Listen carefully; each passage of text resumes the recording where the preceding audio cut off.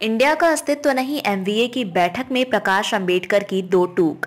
शामिल थे कई बड़े नेता। उत्तर प्रदेश के बाद महाराष्ट्र लोकसभा में सबसे ज्यादा सांसदों को भेजता है। ऐसे में महाराष्ट्र की सियासत केंद्र की सत्ता के लिए अहम हो जाती है। यही कारण है कि लोकसभा चुनाव से पहले सियासी पार्टियां अपने अपने समीकरणों को बैठाने में लगी हैं।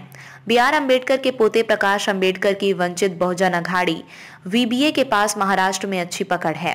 इस बार शिवसेना यूबीटी प्रमुख उद्धव ठाकरे उन्हें अपने खेमे में लाने के लिए उत्सुक नजर आए।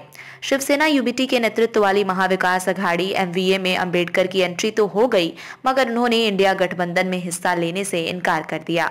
शुक्रवार को मुंबई में हुई एमवीए की बैठक में प्रकाश अंबेडकर शामिल हुए। इस दौरान लोकसभा चुनाव सीट शेयरिंग पर चर्चा की गई। पहली बैठक के बाद प्रकाश अंबेडकर ने शिवसेना यूबीटी नेता संजय राउत और महाराष्ट्र कांग्रेस प्रमुख नाना पटोले के सामने इंडिया गठबंधन के अस्तित्व पर सवाल उठाया। उन्होंने कहा कि वो महाराष्ट्र में एमवीए को लेकर आशावादी हैं, लेकिन इंडिया अलायंस का हिस्सा नहीं है क्योंकि उनकी अभी तक कांग्रेस के साथ कोई बातचीत नहीं हुई है। अंबेडकर ने कहा, मेरे मुताबिक इंडिया गठबंधन अब अस्तित्व में नहीं है। कांग्रेस समाजवादी पार्टी उत्तर प्रदेश में सीट बंटवारे पर असहमति को लेकर अपने अलग रास्ते पर जा रही है। यहाँ एमवीए में ऐसा नहीं होना चाहिए। बिहार के मुख्यमंत्री नीतीश कुमार और पश्चिम बंगाल की मुख्यमंत्री ममता बनर्जी अलग अलग चले गए हैं।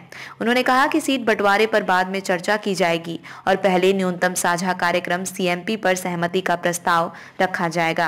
संजय राउत ने कहा कि प्रकाश अंबेडकर द्वारा उठाई गई मांगों पर चर्चा की जाएगी और विचार किया जाएगा।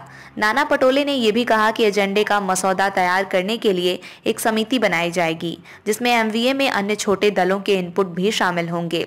अंतिम मसौदा 8 दिन बाद अगली बैठक में प्रस्तुत किया जाएगा।